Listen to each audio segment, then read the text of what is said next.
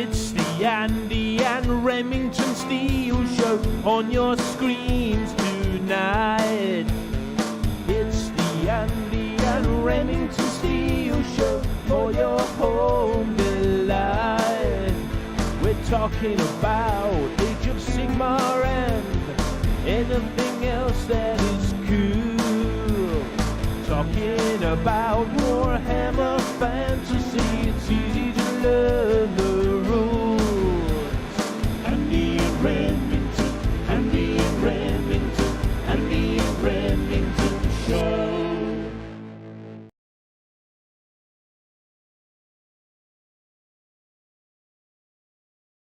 Welcome, one. It's time for another action-packed edition of the Andy Show. Noticed that the audience have started taking it upon themselves to guess lines are and thumbnail. See the answer to that question that's puzzled mankind since the dawn of time. The blinds are in fact. Good evening, Mr. Hello, Andy. It seems like it wasn't that long ago since I saw you. Yes, it's almost like there was a voyage from you, Nottingham, the home of wargaming. Almost as if a game was played. Can't spoil the result of because there will be an upcoming. That is an exclusive. A game was played. Finally, after all this time, we met face to face. We met at Warhammer World. I wanted to bring 2,000 points. You sensibly said, let's make it 1,000 points. I read the rules. I read the rules inside out, outside in, very briefly. And I took my Daughters of Cain, 1,205 points to be precise. And there you go. So we had a game. You brought your Stormcast, and you brought a shooty list. I brought a bit of everything list. Didn't know, as much as I could fit in, and we had a lot of fun. And I've released a video on my channel, Remington Warhammer. You should definitely check it out. The world is still reeling from the fact that you released a video on your own channel for the first time in years. Yeah, it's pretty awesome. You're featuring in it. It's our little journey to Warhammer. It's going to have some pictures, and it's got some exclusive pictures of Andy Palooza. So part one is up now. So there are multiple parts. Multiple parts. They will feature some exclusive images of Bugman's Bar, of Warhammer World, of the exterior, the interior. As much as we were allowed to, security was involved in the making of the filming. And also, there you go. It was like Andy was there, I was there, and it was Andy Palooza. And that's what you got. So we're looking forward to RemCon when the real party starts. It was a delightful gaming experience, but before we talk about that, I feel like we should probably address the dragon in the something that you didn't know existed until about 3 minutes ago when you saw the title of the episode. Dragons. What's going on? I've not seen stuff. I've not been out of touch for a few hours. What's been released? Dragons? Well, we've got dragons. We've got dragons already. Shall we do some reading here? So Stormcast obviously already have Stardrake, but they weren't quite dragony enough, and obviously Stormcast don't have enough different units in their range, of course. So why couldn't it be a Cities of Sigmar dragon? Why does it have to be bloody Stormcast dragon? Well, let's have a read and see if it gives us good justification for that. So we may think that we've seen dragons fighting in the films, black dragons, zombie dragons, star drakes and their ilk, but in truth these are pale reflections of the ancient dragons of legend, those that predate even the coming of Sigmar and the rise of chaos, the kin of Dracothion himself. Mm-hmm. So the kin of Dracothion, and you can see here in this ancient, authentic piece of cave art, there are Dracothion-esque dragons fighting against Kragnos there. I love that picture, Andy. It's like old caveman art, isn't it? It's wicked. So Kragnos, the beast man, the beast lord, but not really. They've put him as like leader of orcs for some weird reason, or destruction. But yeah, he's taking out a dragon just as my video camera gets taken out. So I'm going to activate my second camera. A backup Remington. That's how I roll. And there we go. There Can't we go. defeat the Remming. Yeah, that is awesome. We could do with a whole book, couldn't we? A whole book just full of artwork like that. It'd be like a bedtime story. So Kragnos defeats the dragons. That's what it looks like. Well, it looks that way. He's not a big fan of dragons, is he? I remember we had that as part of his backstory. So let's see what it says about these two particular. So we've got Krondis, son of Dracothion, and very noble looking. And what do you think of these models? They're obviously large. They don't have anyone riding on their backs, which is notable for dragons. So they're obviously a bit more intelligent, perhaps. But he has Stormcast plates on him, which is a bit weird. I mean, how would a dragon make those? Who Well, made them? this variant does. They have been embraced by the Stormcast quest against forces of evil led by the Beastman himself, but not a Beastman, Kragnos. I gotta say, I love them. I like that dragon behind you, Andy. How did you manage to do that? I mean, I've got a peacock behind me and like some kind of pheasant-y swan. That's who I've got in my battle force. You've got a full-on dragon behind you, and it looks like a different paint job and a different pose. Well, we'll get. Wow, okay. So, an integral member of Sigmar's inner circle, Krondis is majestic, wise, and immensely powerful, already among the potent beings in the mortal realms. Krondis also bears the regalia Fulmentaris around his neck, a piece of armor that magnifies his substantial magical abilities. So this is quite a magic beast. What, a dragon? It's already a dragon. It's always going to be terrifying in combat, probably have a breath weapon, be able to fly, and he's got magic as well. Seems fair. Yes. Well, we haven't seen any war scrolls yet. I'm sure they'll be perfectly reasonable and that your Gloomspike Gits will be able to take them down without any trouble. And let's have a look at the next one then. So this is Karazai the Scarred. Now this one looks a bit more sinister. A lot of scarring going on. The same pose, obviously. One wing up, like that. And interesting that they've gone that route bit, having the wing raised in the same way. They've got the head that's different, a bit of scarring that's different. So how many pieces are actually different between these two dragons? It doesn't look like it's that many. You've got the armor pieces, the head. Yeah. You've got optional armor add-ons. Yeah, I reckon you've probably got 2 or 3 head swaps there. I'm loving the tail, by the way. That's a proper tail.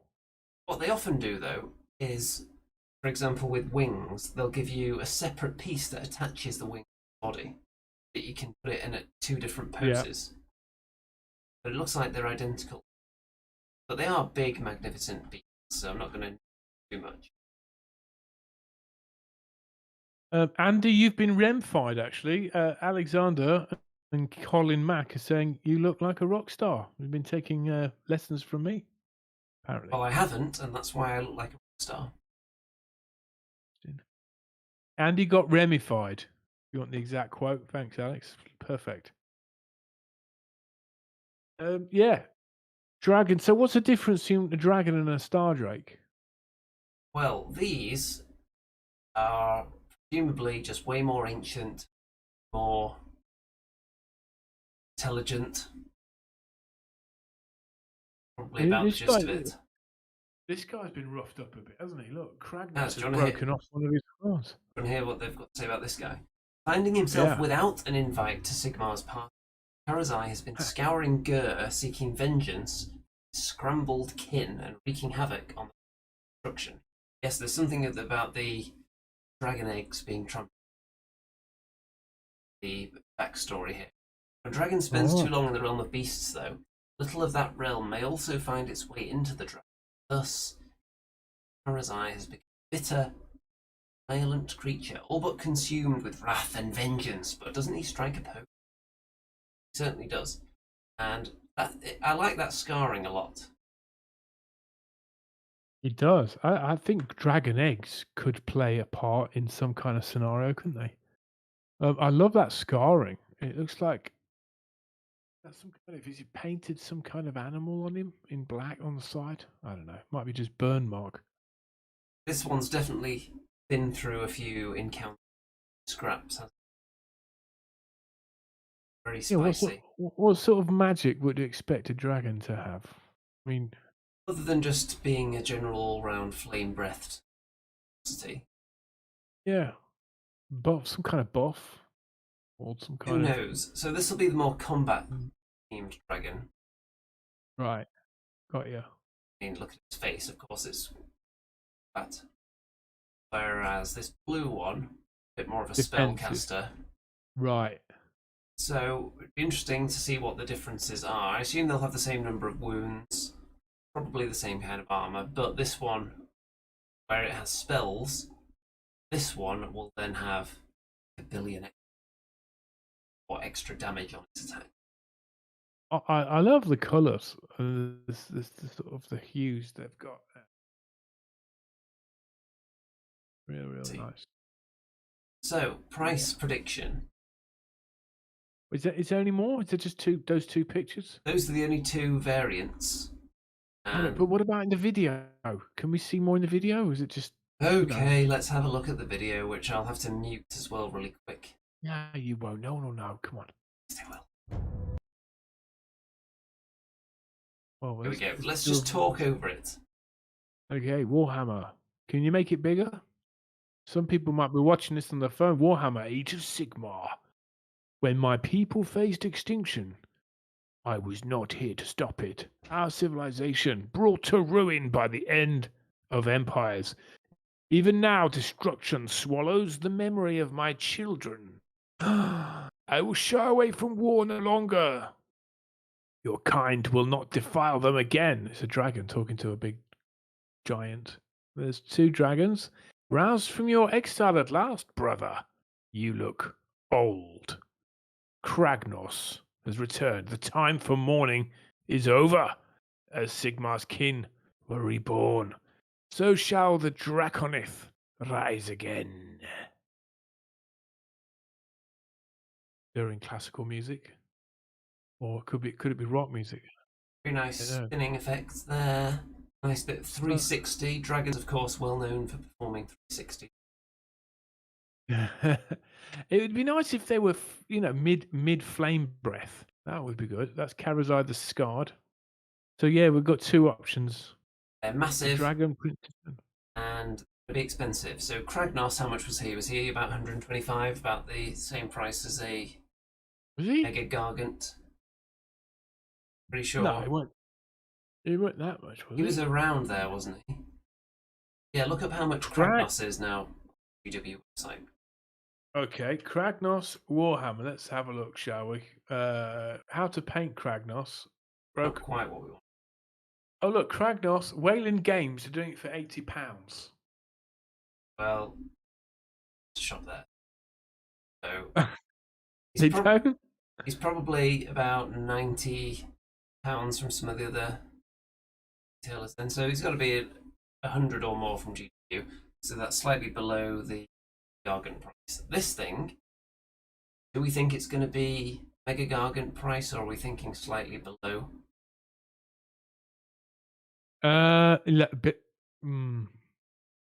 It's a great Kragnos is a great model. I have to admit. I don't know if I said it before on a show, but it's a really good model. Would it be more? Well, you got the wingspan, haven't you? Will Matthews, the voice of wisdom on this show. Kragnos is £100 on the nose from GW, so that's what, about $135, something like that. A little bit below the Mega Gargant, which makes sense actually, because the Mega Gargant has 1 billion sprues.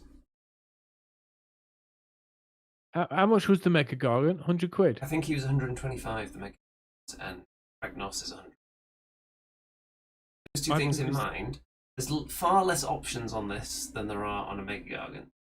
You justify it being cheaper than that. However, it's massive and it's got big wings and it's new and shiny. Therefore, I'm going to say 105. 105. William, what do you say? It's all very well knowing everything, but can you predict the future? Will, I'm challenging you, my friend. How much do you think he is? These dragons. While everyone's predicting in the chat, I think it's more expensive than Kragnos. My prediction. Will it be Mega Gargant price? I don't know. It seems odd that they would have that one model on such a lofty price perch that nothing else can attain. I feel like it's probably less, though. I would say higher than your prediction. I'm going to say 150 for this thing. I would like, for 115 quid, right? I want some extras. I want some terrified humanoids or an optional rider or something like, I don't know. I love all those extra bits. I think you'll be barking up the wrong extra bit tree there. It's like they're fairly plain in the accessories too. Well, and that's a shame. Or dragon eggs or some kind of flame breath thing you can put on them. That would be sick. That would be nice, actually, some dragon eggs. I wonder if they're going to have, at some point in time, and their descendants, because they've already got Gargants, haven't they? The sons of Behemat. So why not have an entire dragon faction where you've got these massive ancient ones, you've got some of them evolved, sleek, smaller new dragons. Well, how many would you have if you had a 2,000 point game? These have got to be between 500 and 1,000 points. You probably have one huge dragon like this leader. Right. And a couple of small ones, and then some like minor, smallish dragon, like Dracoth size. See that as a I don't faction. know. I'm still part of me is still smarting a bit. Like, why does Stormcast get these? Well, yes. Anytime there's a big mount, like an 85% chance that it's Stormcast, it seems like they're cornering the dragon market now. Well, who else has got a dragon? Age of Sigmar. Since the game was launched, who else has had an actual? The Fire Slayers have got a somewhat dragon, but it doesn't have any wings. Yeah, true. Does anyone have a full-on dragon? Yeah, doesn't Khorne? Khorne has a dragon, and what's it? Forge World used to do a dragon, didn't they? A number of dragons, and they had this sort of woman riding it. There's the black dragon for the Dark Elves. But all of those things were released pre-Age of Sigmar. Yeah. Oh, okay. So Age of Sigmar dragons. Well, yeah.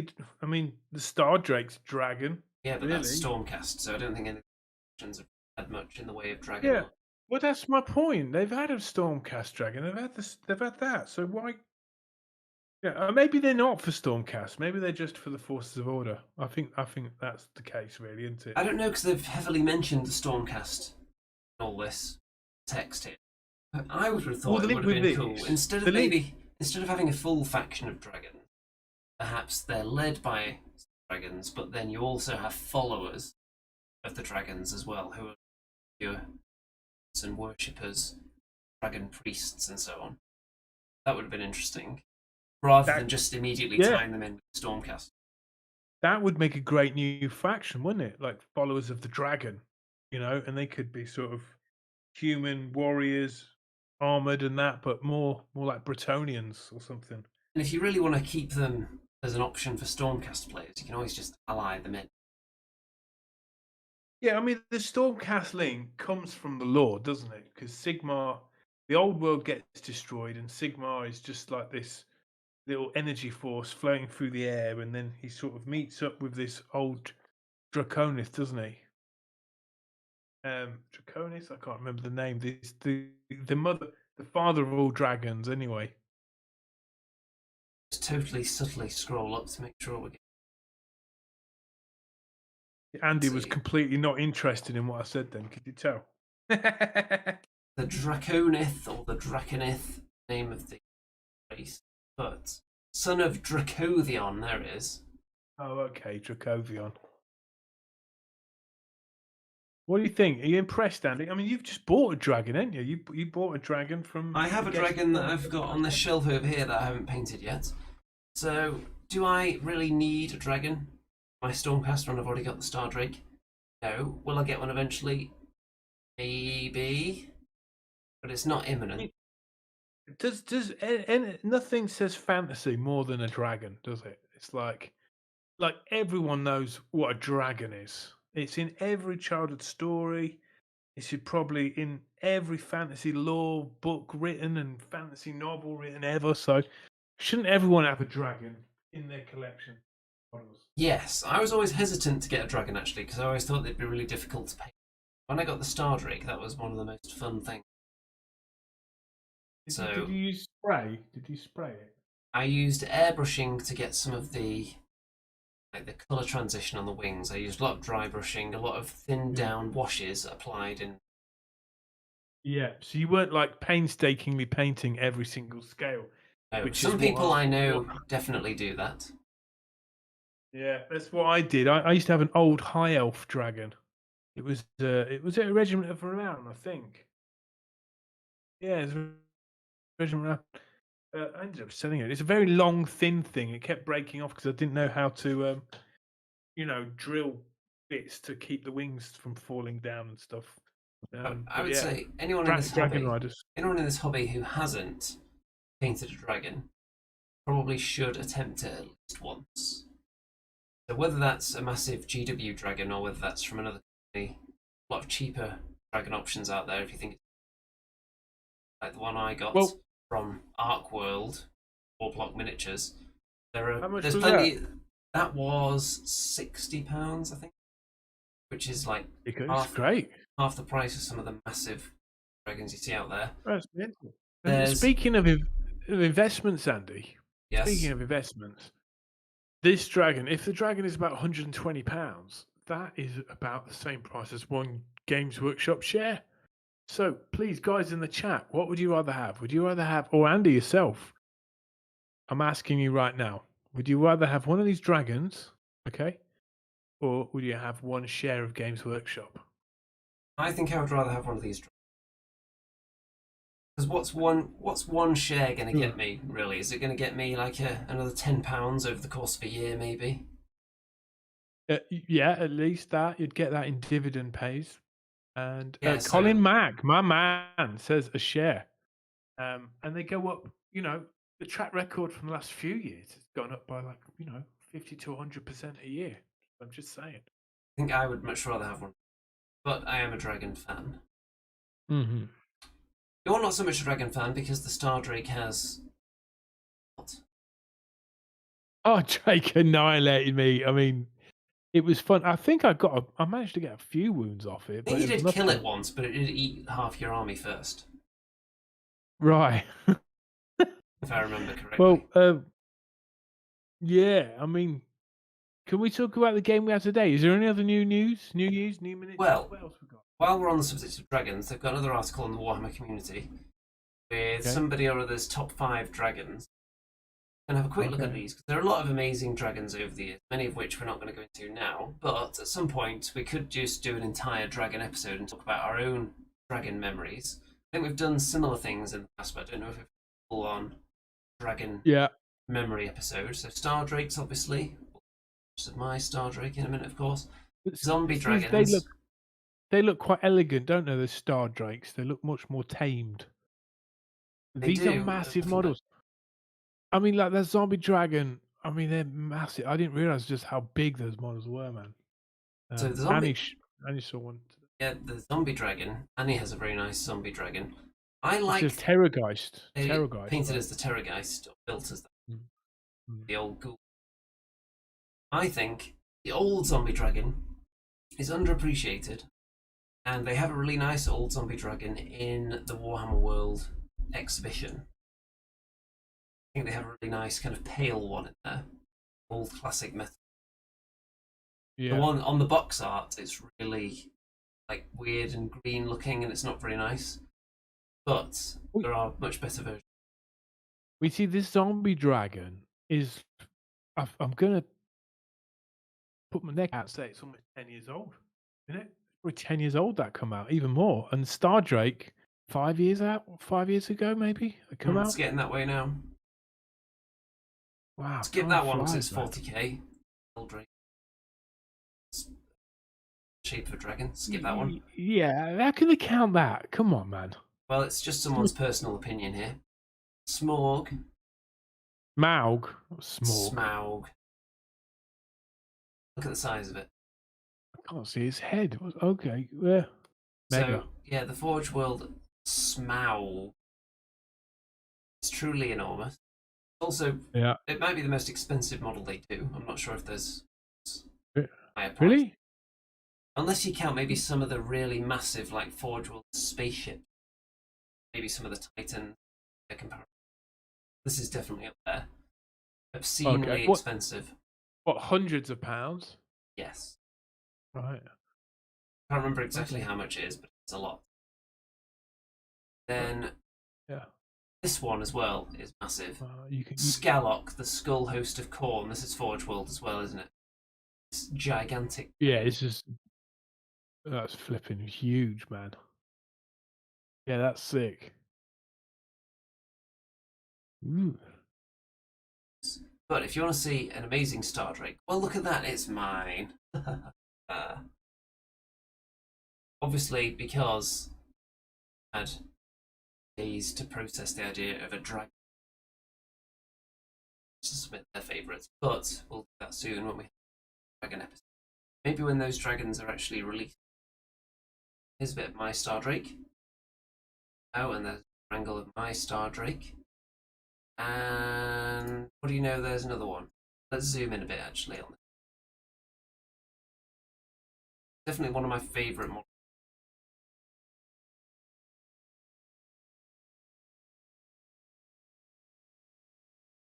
Brad says the Star Drake wings look awful to me, but he was commenting on the previous Star Drakes in that other article, not mine, obviously.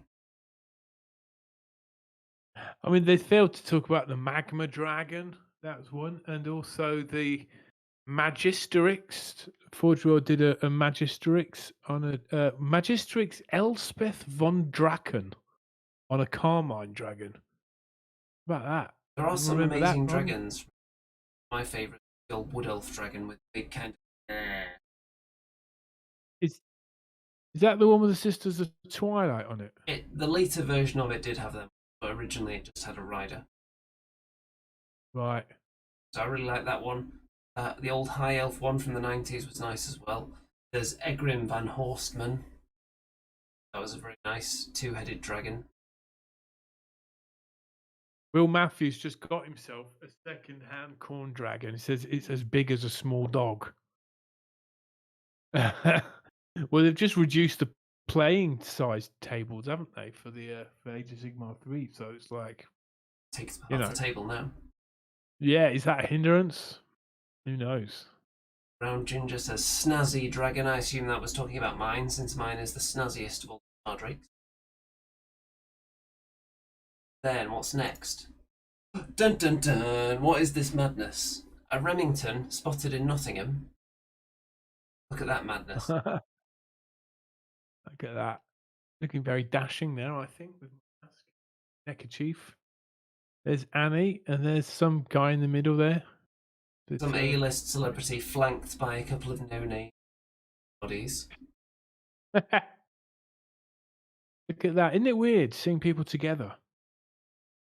Strange new world we're moving into where there's a bit more of that allowed. And Warhammer World, they've still got precautions in place. The tables are spread out. People wearing masks while moving through the busy areas. Then taking them off when they get tables. We did go in the shop briefly, didn't we? But you kept trying to make me buy the General's Handbook, and I'm trying to get you to learn the rules of this edition. I just wanted to bloody browse I wanted to browse the shop, but it's like, you were annoying me, so I had to leave.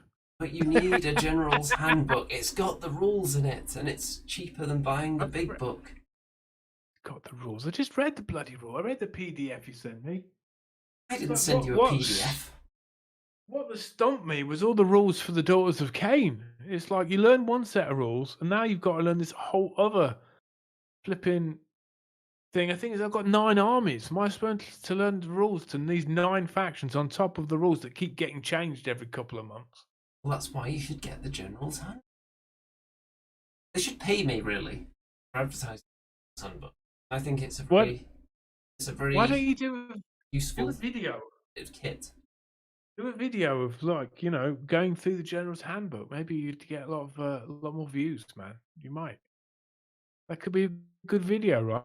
I think people would like This to is see that. Andy, Would it I'm get the more Dungeon views than the RemCon video? If you've not seen it yet, guys, check out my channel. Andy says he puts it in the description, but I'm going to check now. I bet he hasn't. No, he hasn't. It's on. It's actually on my channel homepage. Sending people to your channel Homepage. Well, it's weird because I've lost. I did have 666 subs, which is phenomenal. I think because now that you're flying back into action, putting out videos, I'm going to put a link to Remington's channel in the video description. Check it out. My last video, I think I put up a couple of months ago. It had over 130 views. That is phenomenal. Some of you may laugh, some of you may scoff, but that's almost a fifth of people who have subscribed or watched a video I made. That's amazing. If I had 1 million subscriptions, that means 250,000 people would have watched it. 200,000. Just saying. Wow, what's this then? Well, these are community miniatures submitted in the Andy and Rem Show Discord server for our perusal. So this is from Cedar, and it's purplish. Haven't you got this model? Yeah, I've got this Mortal Realms. I've got these Mortal Realms magazine. Don't know. Do I put these together? Do I start my own little Sigmar force, or do I sell them to Andy? It's a very bold colour scheme going on here, isn't it? It is. Yeah.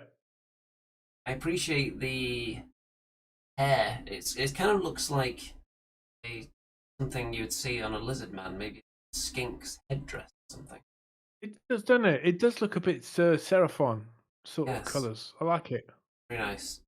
And then we've also got about 1 billion pictures from Dar on the Discord server.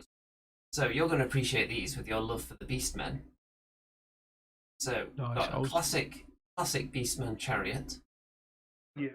Back when Beastmen were cool. Another Beastman chariot from Beastmen. What do you think's next? A third Beastman chariot? That is correct, the third one. And this is the special one, I believe. That's a bit of a character on the back, isn't it, I think? What's that guy's name? I can't remember his name, man. Someone tell us in the comments. Yes. He's pretty much a badass, that guy. Oh, waiting for that. More stuff here. So, obviously, a big chimera there. Very nice. Zoom in, actually, on that. Gortha. Okay, yeah, Gortha, the Beast Lord. Look at that. So last time we had, it wasn't loads of chimeras, was it? It was loads of what's that? The snake eagle thing. Yeah, I can't remember what it's called now. Those last time. Nice chimera there. What else have we got? More beastmen. There. All right. That's not Morga, Master of Skulls, is it? That's another one. What's this I one? think that's just You're supposed to be our resident beastman expert. He could actually fly, this guy. He's got feathers on his back. I can't remember. I mean, like, I must have sold my beastmen about 5 years ago, right? Yeah, how time flies. Well, considering the old world is going to be on square bases, confirmed, and old Warhammer armies will be useful, still be perfectly usable in the setting. Are you selling your? Yeah, slightly. Yeah, you could say that. But I have got one army left on squared bases. That is my halflings, or they could be Empire. So I'm not too worried. I'm going to keep them on squares. I've got a massive army ready to go. I was a bit disappointed with that Warhammer Old World article, weren't you, Andy? Because they said, today we're going to focus in on Kislev. And it's like, you focused in on Kislev last time. So yeah, they've been focused in on Kislev the whole time, really, with just snippets of information and everything else.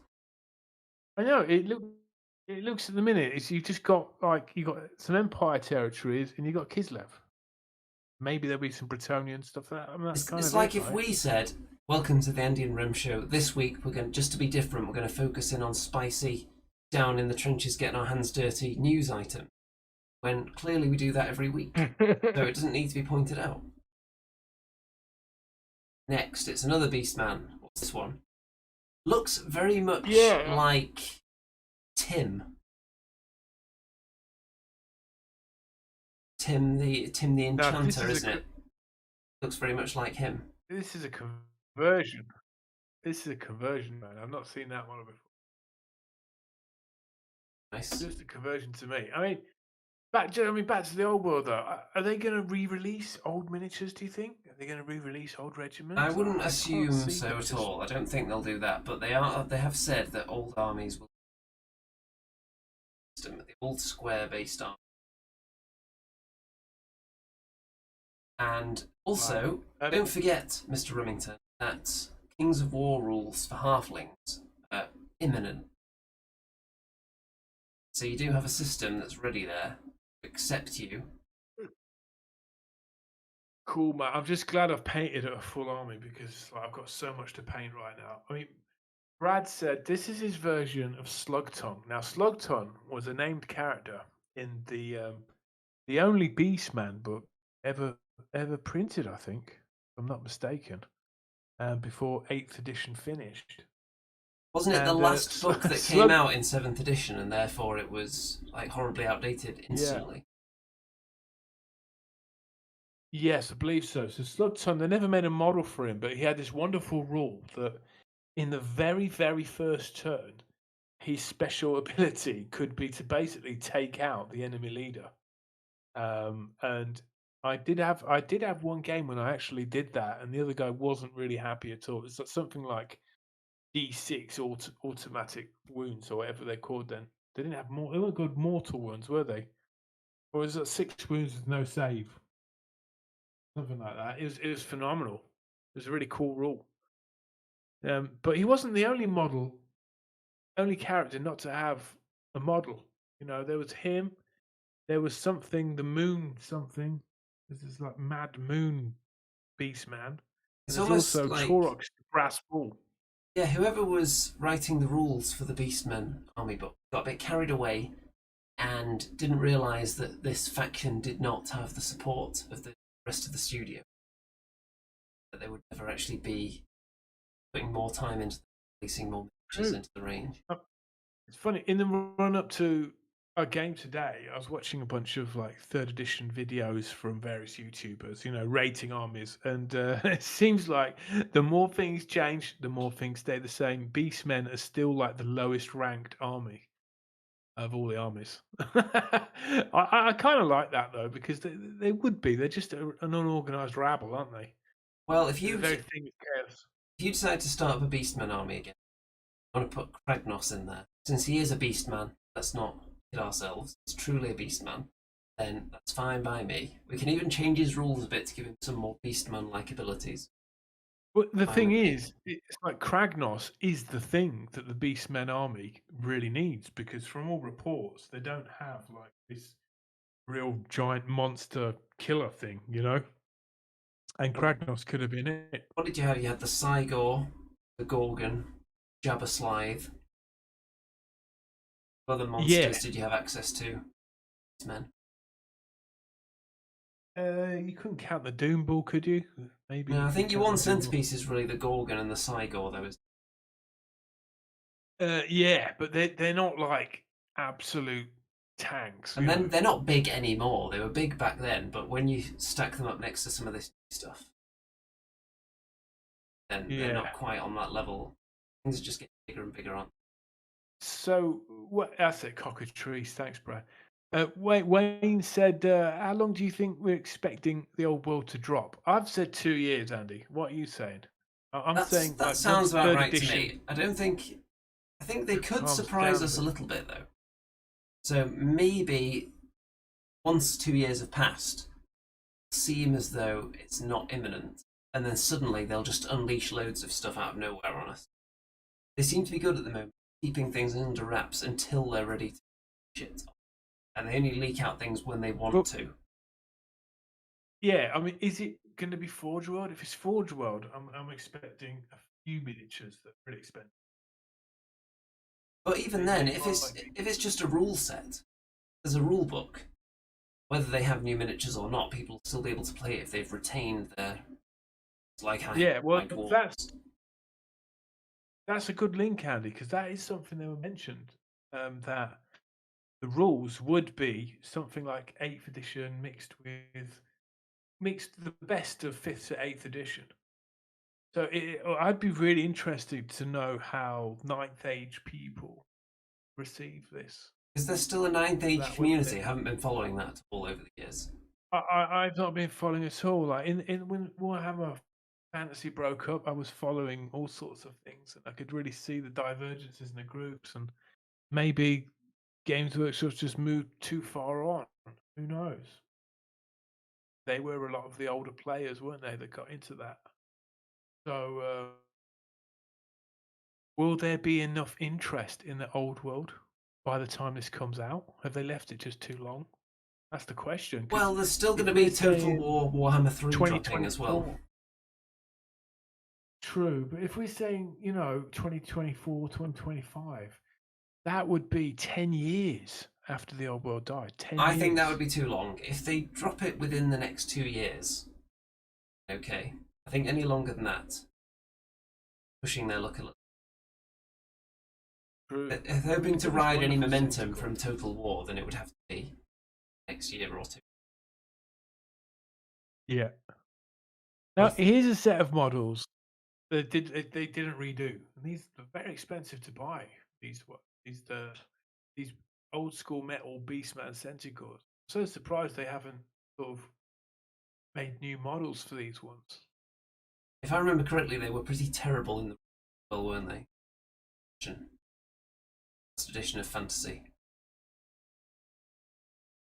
all about as far as Beastmen were concerned, squeeze some juice out of the all Raiders made so much, I recall.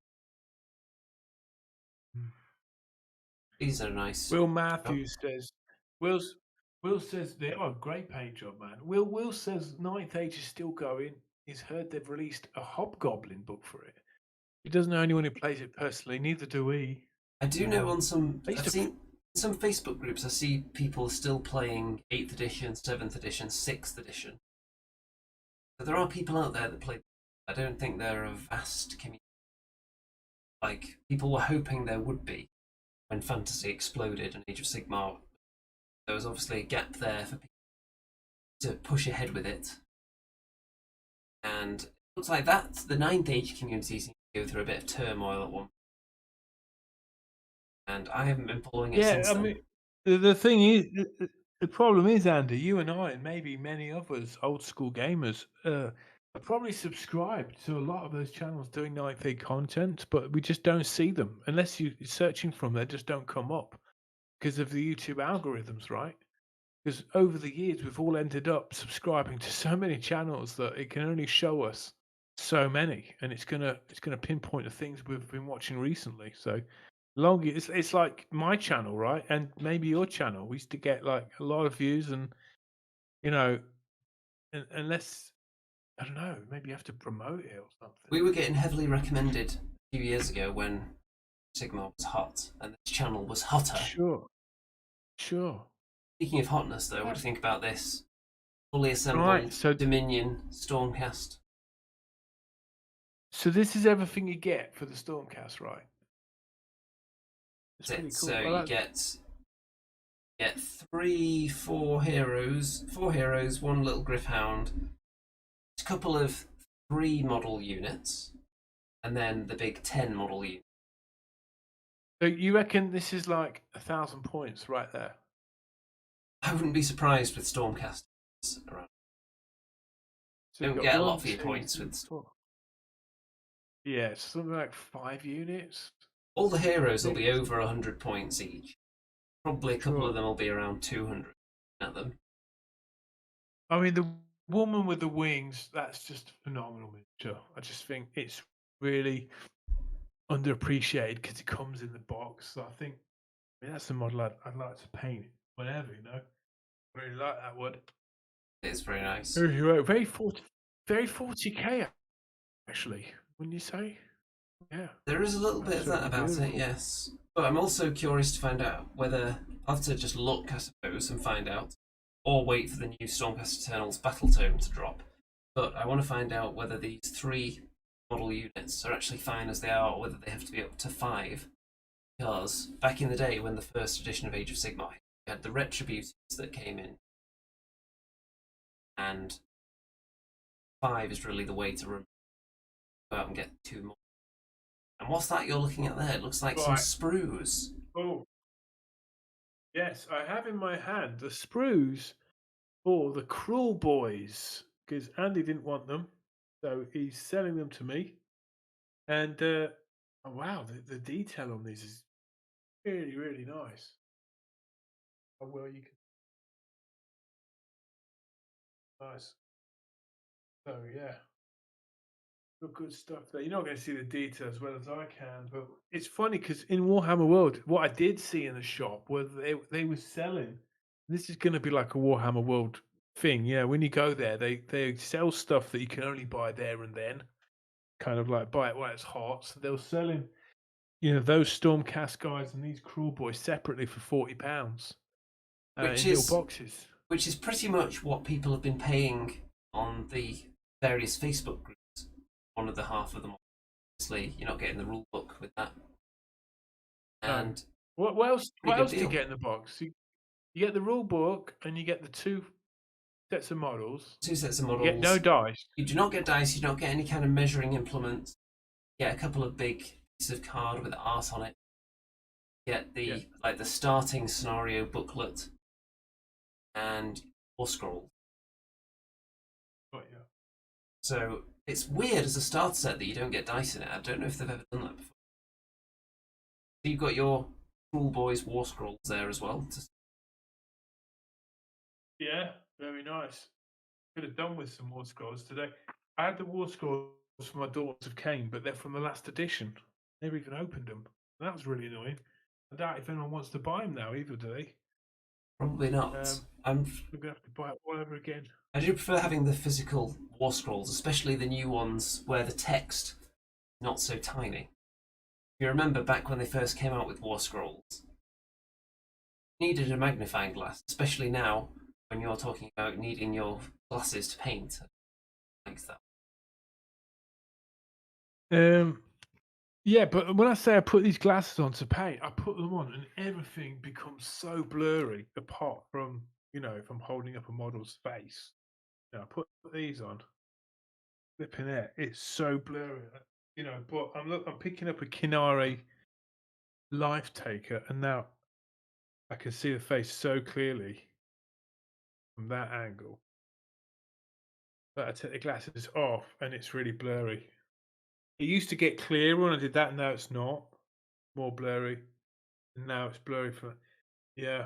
So there you go. That's what old age does to you, man. Wayne is claiming that Dominion is not a starter set.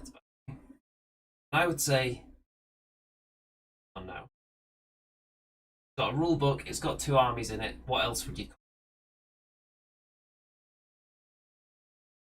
Wow, there's some knowledge drop in there from William. The Cruel Boys are more like the old 2nd and 3rd edition orcs before Brian Nelson reinvented what we think of orcs in the 5th edition. Wouldn't that been Kevin Goblin Adams that did that? Or maybe he just did the Goblin. Probably wrong. I usually am. But yeah, I'm interested to paint these Cruel Boys. It'll be fun. Be different from painting. Let's see, what have you been doing? A billion different Night Haunt last couple of years. Well, load of goblins. I've been painting. Actually, I've been painting Cursed City. Doing that lately, yeah. Yeah, I've just got a few of the Gribblies to paint now. The zombies are taking me ages because they're so detailed, and a few of the Gribblies and all the heroes apart from the Witch Hunter. So. Yeah, I've got one to paint, and then after that, I've got loads of Night Haunts. And of course, when you buy Curse City, if you're like me, you're liking the Grave Lords so much. You're like, whoa, I've got half a Grey Lord's army here now. I've got all these heroes. You've got all the skeletons. The new zombies look wicked. Then you So go I out might and just order do. 10 boxes of Blood Knights. Yeah, but I can't find them anywhere. They're not in any of my local shops. They're all sold out. Maybe they've been replenished. I don't know, but these some I'll get some. I mean, I would have been able to check GW today had I not been badgered by someone trying to get me to buy the rule book. Now, don't make me bust out that classic video that I made at the start of the previous edition, where Lord Remington, his tower, refuses to learn the new rules. Let's not have that experience again. Here's a serious question for you, Andy. Do you think Age of Sigmar second edition was the most underplayed rulebook because of COVID? Well, it has been out for a while. It's been out for quite a bit before COVID. I think the most hit thing, personally, would have been probably the new Kings of War edition. That was out just before the pandemic. But Yeah, not, I mean, that hasn't been played that much. I don't think it will have affected W of Age of Sigmar. Didn't they release a 40k edition in the middle of the really? Didn't Wow. they? Am I imagining Right. things? No, maybe not. Yeah, maybe. I mean, I mentioned it last week. I'll mention it again. My local shop says that Age of Sigmar stuff is selling more than 40k. Just saying. See cell. Yeah. So, it's a later start than usual tonight. So, we're going to start the process of wrapping the show up, unless Mr. Remington topics up before. See for now. So we've had our first battle today. What are Yes. your just reflections? I know you're going to do a battle report. I might end up doing a battle report in my own way. I've got a few videos I'm putting out to get back on the horse, kind of thing. What are your reflections on playing Age of Sigmar Third Edition? Because this is your first. It felt very much like not necessarily the first Age of Sigmar game that I played. Maybe like the fourth or fifth one. We already have a grounding in the rule set because there are a lot of similarities. There's only a few things that have changed, things here and there for the.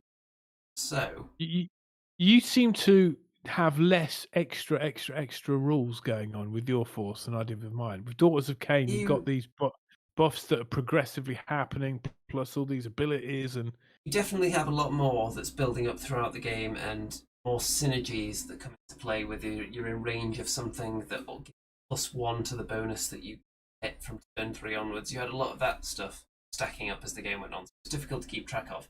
Whereas the Stormcast, it was mostly pretty straightforward. Here's the ability, trigger the ability, it does this thing, there you go, now you can forget about it. That's mostly what I was dealing with. It was a bit more difficult for you. So the more you play that faction, of course, it felt like we're new to the game system, but not super new. So we've got an advantage over someone that's picking up this game and has never played Age of Sigmar. But obviously, find the people that have been playing, in particular the previous edition, that much. So I think it's going to take a few games to get fully into the swing of it, to get the playing speed. How long did it take us to play the game? I think 1 o'clock we started setting up, let's say from 1:30, because I was bumbling around for half an hour. I think the whole game took us about 3.25 hours. 3.25 is that, and a lot of that was really me bumbling around, but I don't think I asked as many questions as I have in the past. So I did get the hang of things. It was just extra rules that were getting added on just because of the faction I was playing. But 5 turns did seem about right, didn't it? And I think by all the action was turn 2 and 3, and then things just got super quick. Yes. Especially with your army mate being just a shooty army. It was like that was pretty much the only function most of your units had, right? quite a few of them. So when people see the battle report, you'll understand why it's sped up significantly again based on how many units were left. But you'll have to see. It's going to If I be can just spicy. if I can just add a metaphor, imagine, when in the American Civil War, or American Civil War movies like with Clint Eastwood in, you know when when they have an old wagon and the sheet from a white sheet from the wagon comes off, revealing this giant Gatling gun that just mows down loads of soldiers. You're going to see that in the battle report, basically. It's like that, except without the sheet being pulled down. And it was like from turn one, it was like, this Remington, this is obvious it's going to happen. What are you going to do about it? And the answer is nothing. I ignored it. You'll see. Let's see what happens. Not all doom and gloom, though. So, what do you think? What was it like playing against Remington, Andy? What do you think? My tactical prowess. Well, as usual, I had to you? dig deep into the catacombs of dusty old bits of knowledge that I've acquired over the years to use against the old master, Remington himself, who innovated so many strategic. Yes, it was classic Remington. Say that. There was a couple of moments in the game where I could see it in your face. It was like, oh God, oh no, I'm not enjoying this because I'm going to get smashed. Because there was a couple of moments where you were really genuinely surprised by just how awesome some of my units were in combat, right? Some of them you must have been some of them were more potent than I here? expected. Some of my units were more potent than I expected. So it's definitely a learning experience. And once the new Stormcast Battle Tome hits, well, I feel like I'm going to have to learn how good everything is again. So I don't want to get too comfy. Whatever's powerful at the moment. Terrible in. Yeah, I mean, you've got a bunch of arms. I got a bunch of arms. I kind of want to play with Daughters of Cain more, just so I can get better at it and know it a bit more. You know what I mean? I think for a little while we stick mostly to Daughters of Cain versus Stormcast. I don't have a full Caradron Overlord army yet, anyway. And then you got 1,000 points worth. No. Oh, okay. You could have with the Overlords. I've only got Legion. I can ally them in, definitely, use them that way. That's the way they would get into the games at the moment. I've only got those 3 units of the 10 basic troops. That's it. Stormcast, I've got billions of, got a zillion different heroes, but not even half of the heroes that are actually available in the Stormcast range. That should tell you something about how vast that section of the web store is. I mean, all these new Stormcasts you got there from the box, they're all combat ones, really, aren't they? I can't see any shooty.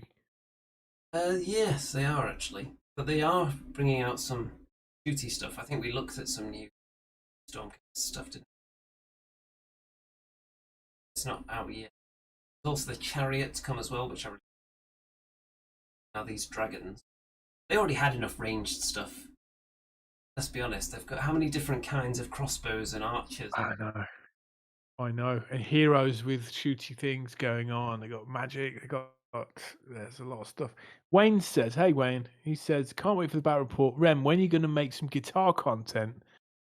That's a good question. I don't know. I always feel a bit humbled. I don't know if I'm really that knowledgeable to do guitar content stuff, but I've made a new album with my band Uncle Frank, and we're in negotiations with a record label right now. So next year you'll be seeing that come out. So I don't know if the demand is there. I might do something. Sure. Well, how about go for some ultimate sensation videos?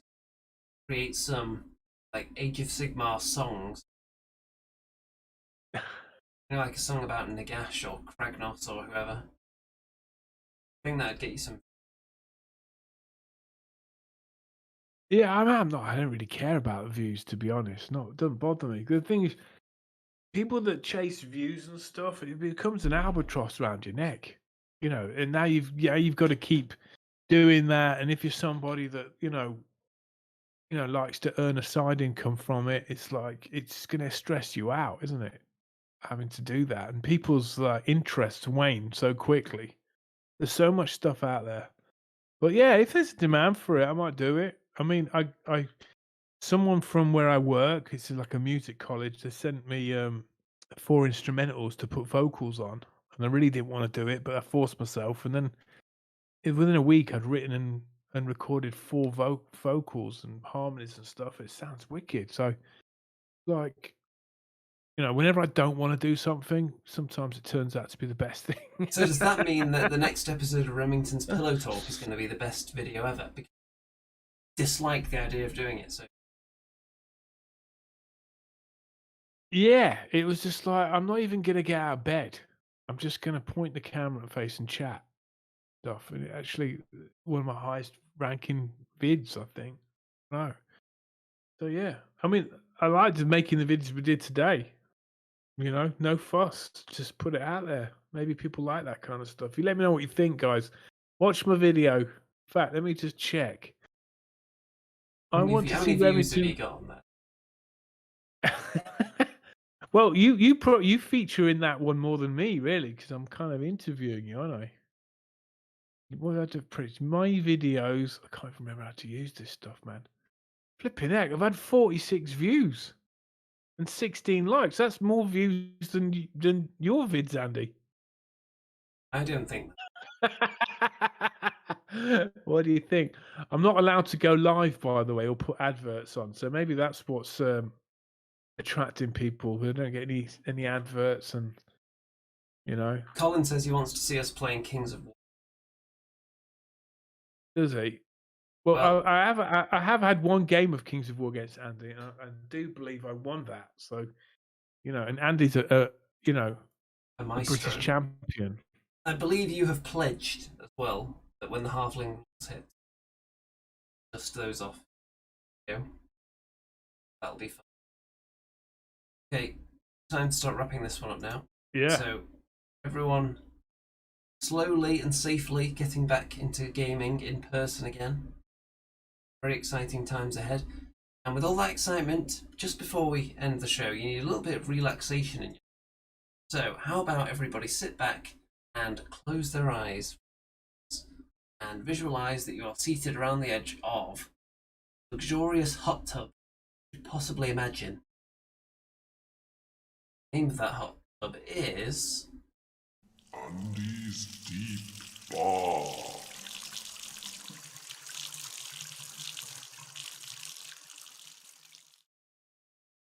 Andy's Deep Bath. Feel bubbles, steam is rising, really clearing out those sinuses in a very relaxing fashion. Around the edge bath, if you're not a VIP member, due to the vast amount of money that you're pledging through, you might notice that the relaxation level is not quite as high as the people perched around the deep bath on the other side, where they're being served various delicious snacks and beverages, getting their scalps massaged of the pool. Quite luxurious over there, but it's still a relaxing experience for you as well. So relax all your limbs very slowly. Feel the power of suggestion wash over you as you are perhaps encouraged to part with your cash. So back the Patreon for Andy2D6, the most worthy channel of your money, of course. Maybe you're inspired to go and get some merch from the Redbubble store as well. And you too could be a VIP member of this Deep Bath, like the following people who have pledged a sufficient amount to warrant a personal shout-out. Single episode. The following people. Extra special thanks to these people seated around. We have Cedar, Yoshi, Tim, John, Simon, Jim, Nippleless, Barbara, Brad, Guy. All of those people deep in relaxation, are envious of them if you are not one of them. The only way that you can be among the elite group is to hand sweet. That's what your suggestion is strong. State of relaxation. Very financially pliant. Financial putty. the show. Not only that, you also want to join the Discord server. Follow me on Twitter, join our Facebook group, maybe even Andy and Steel Instagram. That'd be one. With that, it's time starting to cool. It's time to splash. It's time to get out.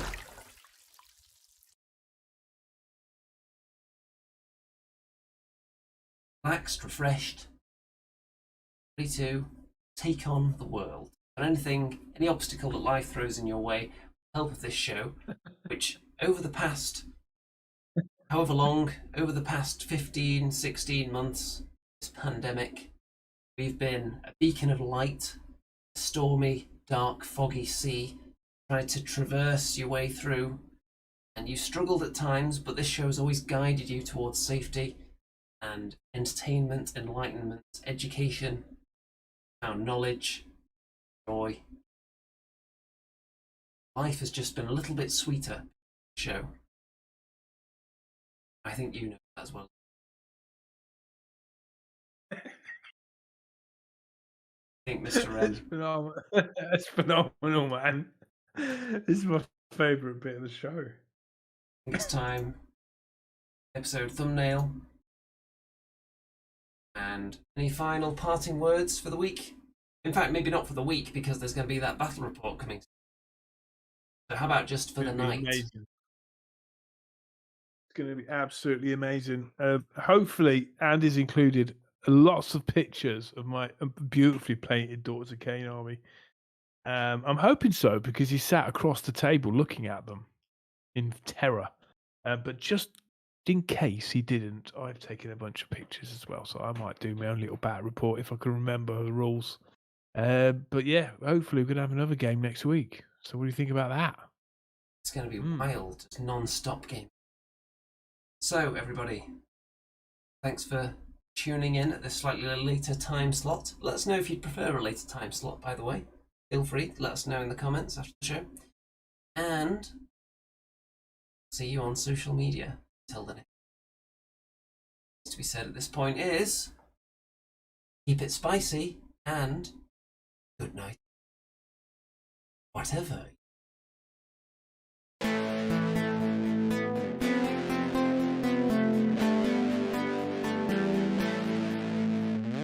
It's the Andy and Remington Steel Show on your screens tonight. It's the Andy and Remington Steel Show for your home delight. We're talking about Age of Sigmar and anything else that is cool. Talking about Warhammer fantasy, it's easy to learn the